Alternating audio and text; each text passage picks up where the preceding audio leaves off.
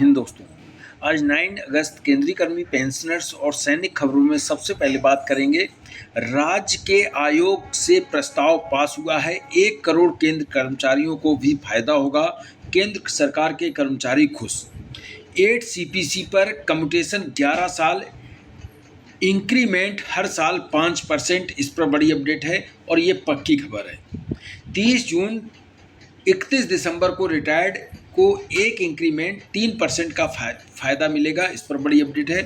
अब 17 साल में रिटायर्ड सैनिकों को ग्रेजुटी 3 गुना 18 लाख रुपए मिलेगी। इस पर बड़ी अपडेट है। ईएमई सेंटर में यूएचक्यू कोटा रैली भर्ती 29 अगस्त 2026 से और पूर्व सैनिक रक्षा मंत्रालय में भर्ती होंगे। सैलरी पे लेवल 3 से स्टार्ट होगी। इस पर बड़ी अपडेट है। तो सबसे पहले पहली खबर 8वें वेतन आयोग से बताऊं, उससे पहले 30 जून और 31 दिसंबर को जो रिटायर हुए हैं उनके लिए अच्छी खबर है। सुप्रीम कोर्ट के आदेश के बाद अब सभी को 30 जून या 31 दिसंबर को जो रिटायर होते हैं उन्हें एक इंक्रीमेंट का एक्स्ट्रा फ़ायदा यानी कि नोशनल इंक्रीमेंट जो एनुअल इंक्रीमेंट है वो एक इंक्रीमेंट अधिक मिलेगा। ये जो लेटर है Indian railway technical supervisor association की तरफ से जारी हुआ है और ये डिपार्टमेंट को दिया गया है, रेलवे डिपार्टमेंट को। और इसमें कहा गया है grant of notional annual increment as due on 1 July 1 January for the pensionary benefit to those employ who have retired on 30 of June and 31 December before drawing the same. जो pension है उसको pensionary benefit मिलना चाहिए। Supreme court के आदेश के बाद अब सभी डिपार्टमेंट ने ये बेनिफिट देना शुरू कर दिया है। हालांकि कई डिपार्टमेंट ऐसे भी हैं कि जब तक केस ना करो तब तक उसका फ़ायदा दिया नहीं जा रहा है। इसी को लेकर ये लेटर लिखा गया है। रेलवे टेक्निकल एसोसिएशन ने लेटर लिखा है कि जब सुप्रीम कोर्ट ने आदेश दे दिया है और केंद्र सरकार के भी आदेश जारी हो चुके हैं, उसके बाद भी इसका बेनिफिट अगर नहीं दिया जाता है तो फिर सुप्रीम कोर्ट के आदेश का कंटेम्प्ट ऑफ कोर्ट बनता है, जिसकी वजह से जो बेनिफिट नहीं मिल रहा है तो कंटेम्प्ट ऑफ कोर्ट किया जा रहा है। जबकि केंद्र सरकार ने भी इसके लिए लेटर जारी किया है। जो 1 जनवरी का इसका बेनिफिट है जो मिलना चाहिए, 31 जुलाई का भी बेनिफिट मिलना चाहिए। तो ये बेनिफिट देने के लिए ये लेटर जारी किया गया है। साथ में इसमें एमएससीपी को लेकर भी कहा गया है कि एमएससीपी का भी बेनिफिट मिलना चाहिए। तो ये दोनों बेनिफिट जो हैं वो मिलने चाहिए, इसको लेकर ये लेटर जारी किया गया था। इसमें आप देख सकते हैं कि नोशनल इंक्रीमेंट के साथ भी एमएससीपी का भी बेनिफिट जो फाइनेंशियल बेनिफिट है वो इसमें जुड़ना चाहिए। इसको लेकर ये केंद्र सरकार का जो लेटर है उसको भी इसमें कंपाइल किया गया है। 8वें वेतन आयोग से संबंधित बड़ी अपडेट आई। केंद्र सरकार के कर्मचारी संगठनों ने मांग की थी कि सालाना जो इंक्रीमेंट है वो 3% की बजाय 6% मिलना चाहिए।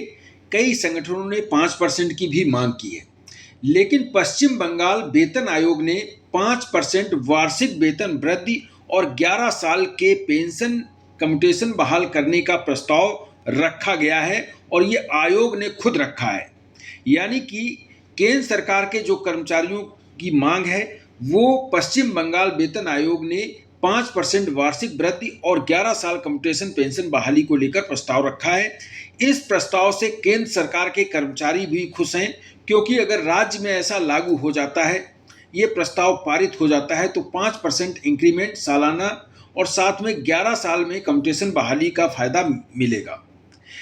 पश्चिम बंगाल में 7वें वेतन आयोग के कार्य क्षेत्र में केंद्रीय वेतन आयोग के अंतर्गत आने वाले कर्मचारियों के समान वेतन देना, 11 वर्षों के बाद जो कम्यूटेशन बहाली है उसको वार्षिक वेतन वृद्धि में 3% से बढ़ाकर कम से कम 5% की जाए, इसको शामिल कर दिया गया है। और हाल ही में गठित आयोग ने राज्य सरकार के कर्मचारियों के वेतन भत्तों सेवा शर्तों में व्यापक संशोधन, एमएससीपी प्रगति जो सेवानिवृत्त लाभ है उसका भी इसमें शामिल किया गया है।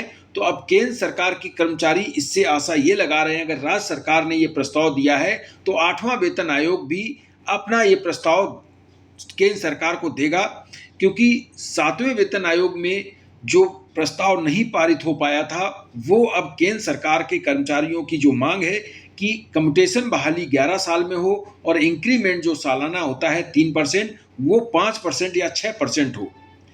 सेवानिवृत्त लाभों की जो है 11 साल में कम्यूटेशन बहाली की मांग पहले से ही की जा रही है और MSCP का जो फायदा है, बेनिफिट है, उसमें भी बहाली की जानी चाहिए, उसमें भी बढ़ोतरी की जानी चाहिए। तो ये मांग है।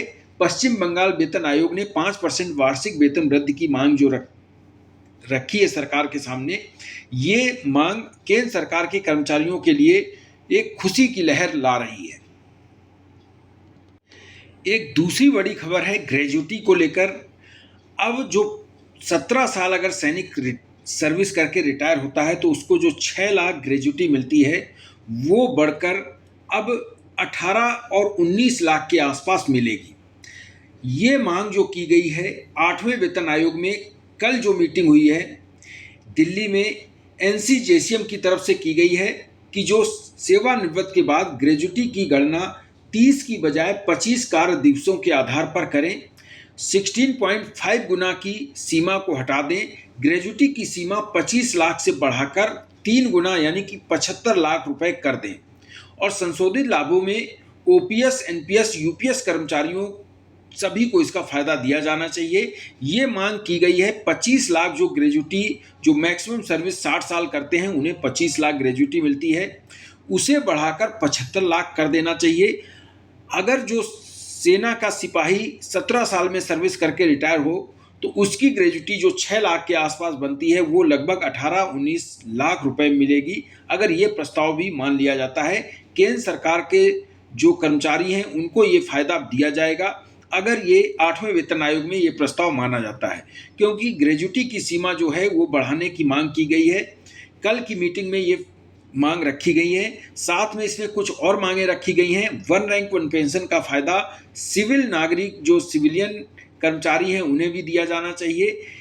जो लीव इनकेसमेंट है वो 300 से बढ़ाकर 600 दिन किया जाना चाहिए। पेंशन कम्यूटेशन जो है 11 साल में किया जाना चाहिए, 11 साल कम्यूटेशन बहाली खत्म हो जानी चाहिए।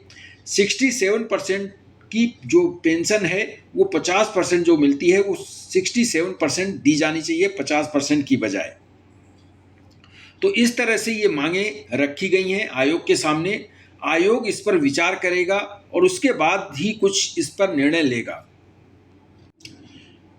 दूसरी बड़ी खबर है 1 EME सेंटर में UHQ कोटा रिक्रूटमेंट रैली आयोजित की जा रही है, जिसमें सैनिकों के बच्चे, पूर्व सैनिकों के बच्चे, वार विडो के बच्चों को मौका है। इसमें जो भर्ती निकली हुई है अग्निवीर टेक्निकल और अग्निवीर ट्रेड्समैन 10 एजुकेशन स्टैंडर्ड जो है 10 पास वाले इसमें फॉर्म भर सकते हैं। 29 अगस्त 2026 से 11 अक्टूबर 2026 तक ये भर्ती चलेगी। UHQ कोटा रैली के तहत ये भर्ती हो रही है। इसमें ये जिला सैनिक बोर्ड को लेटर दिया गया है, सभी जगह ये लेटर जाने के लिए कि सभी को ये लेटर पता चल जाए कि ये भर्ती हो रही है। जॉब से लेटेस्ट अपडेट है मिनिस्ट्री ऑफ डिफेंस यानी कि रक्षा मंत्रालय में भूतपूर्व सैनिकों के लिए भर्ती निकाली गई है आर्मी ऑर्डिनेंस कोर AOC में।